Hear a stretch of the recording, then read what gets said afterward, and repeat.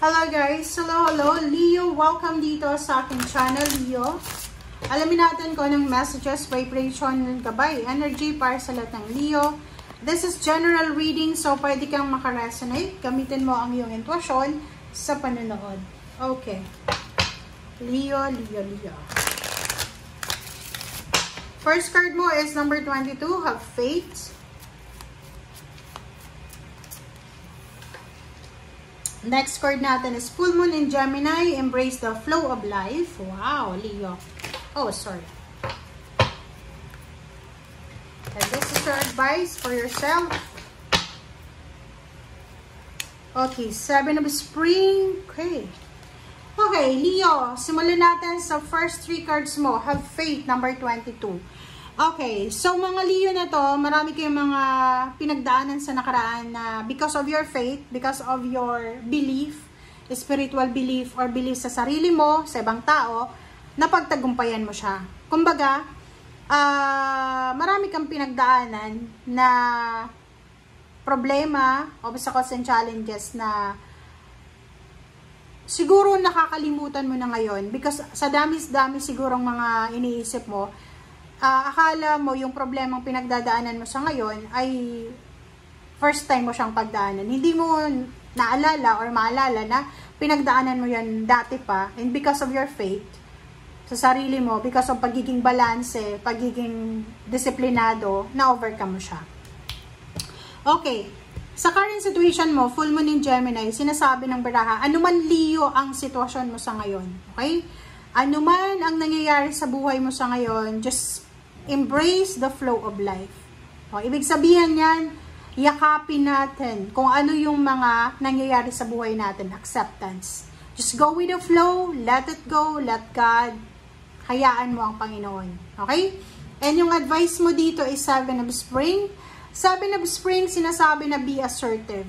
Be assertive, kailangan sigurado ka. Sa future yan Sa future mo sinasabi, huwag tayong pabalik-balik. Kumbaga, huwag nating balikan yung nakaraan. Don't back down from what you believe. Tulad ng past mo, because you didn't back down, 'di ba? Sa mga nangyari sa'yo, na-overcome mo siya. So, future mo sinasabi na, ganun din, dapat ang diskarte mo, kailangan kung ano yung action na to, kung ano yung plano mo, gawin mo siya. Okay? And, courageously stand up for yourself. Paglaban mo. Fight for your dream, fight for yourself, fight for your belief, or fight for your yourself, 'di ba? Parang ganon. Okay. Tingnan natin, Leo.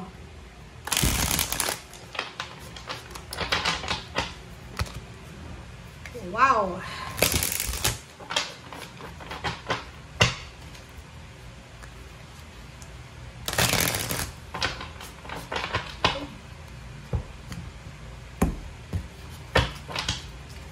Okay, first card, second card, Leo, and Knight of Swords. Yung Knight of Swords and then 7 of Spring, resonated sila sa bawat isa. So, ibig sabihin, yun na nga, maging sigurado tayo, maging sigurista ba? Okay? Sigurista ka, Leo, dapat wag kang yung pabalik-balik, yung decision mo dapat is, lang, ito yung gagawin ko. Okay, hindi na ako mag-iisip ng iba pa. Parang ganun. The Hierophant, sinasabi ng baraha sa'yo dito na siguro sa kasalukuyan, ngayon, kasi maybe you're having financial problems, or maybe you have spiritual problems, or mental problems, or emotional, medyo pagod na pagod ka siguro, hindi ka makatulog sa gabi, insomniatic ka, or maybe marami kang inaalala, or marami kang iniisip sa gabi.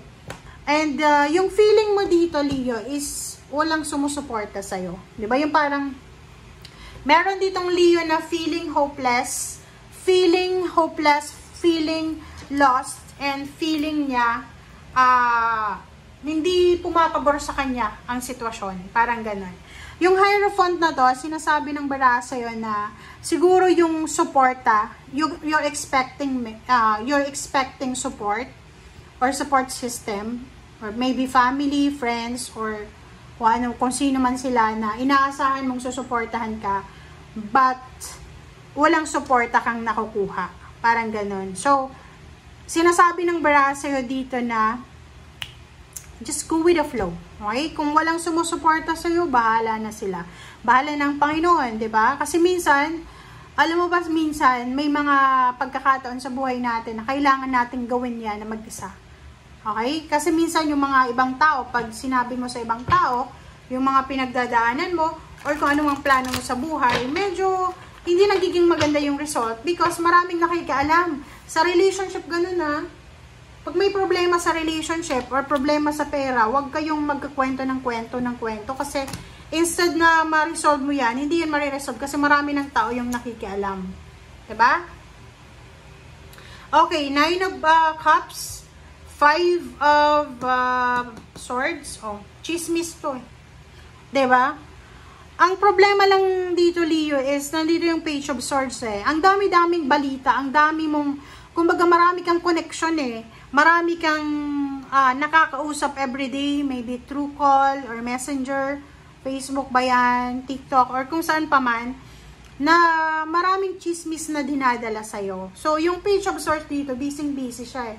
Ayaw ko yung Page of Swords na yan. Kasi yung Page of Swords na yan, ano siya eh, wala siyang parang integrity. Diba? Yung Page of Swords na yan, kung ano lang yung narinig niya, sasabihin niya. Parang ganon. So, sinasabi ng baraha dito na kung gusto mo ng 9 of Cups, yung 9 of Cups is emotional happiness, emotional wish fulfillment. Gusto mo ng masayang pamilya, buong pamilya, gusto mo ng walang away na pamilya, walang gulo, you need to give up this Page of Swords. Ano ba yung ibig sabihin yan?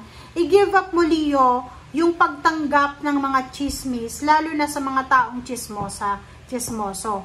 Kasi, yung chismis na yan, posibleng makasira ng relationship mo sa kapamilya mo or sa ibang tao. Kasi diba, aminin natin yon na halimbawa, may kaibigan ka, tapos may another friend ka, kinuwento sa'yo, alam mo, yung kaibigan mo na yan, masama yung ugali. Diba, kahit sobrang tiwala ka, kahit alam mo na mabait siya, because of that kwento, because of that chismis, magdadoubt ka na eh. Pagdududahan mo na, parang magmamatsyag ka na, di ba? So, alam mo ba yung chismis ay dala yan ng evil. So, kailangan mong magstay away sa mga chismis na yan. Okay, Temperance, Strength, and Ace of Cups. So, isa din na sinasabi ng baraha sa'yo dito, Leo, na kinakailangan mo ng moderation. Yun nga, moderation sa chismis. Kailangan mo daw na maging strong. Kumbaga, wag tayong masyadong umasa sa mga tao sa paligid natin. Yung mga nagdadala ng chismis sa'yo, sinisira lang ng chismoso na yan, yung momentum mo, yung energy mo. So, sinasabi ng baraha, stay away from evil, prioritize your relationship with yourself, with God, with your family, with someone, and your health. Kailangan mo din na magkaroon ng moderation, di ba? Moderation, temperance about your health, about your emotion, and about your finances. Okay? Thank you guys. Bye!